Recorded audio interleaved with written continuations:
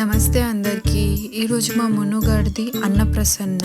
మా ఇంటి దగ్గరున్న గీతా భవన్లో మేము సెలబ్రేట్ చేసుకున్నాం. వెళ్ళంగానే పూజారి అక్క వాళ్ళతోటి అభిషేకం చేపించారు.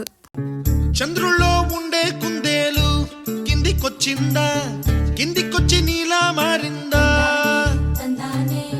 చుక్కల్లో ఉండే జీకేలు నిన్ను మెచ్చిందా, నిన్ను మెచ్చి నీలో చేరిందా. నువ్వలా సాగేతో బంతా, నావలా తూగే నీ వెంట.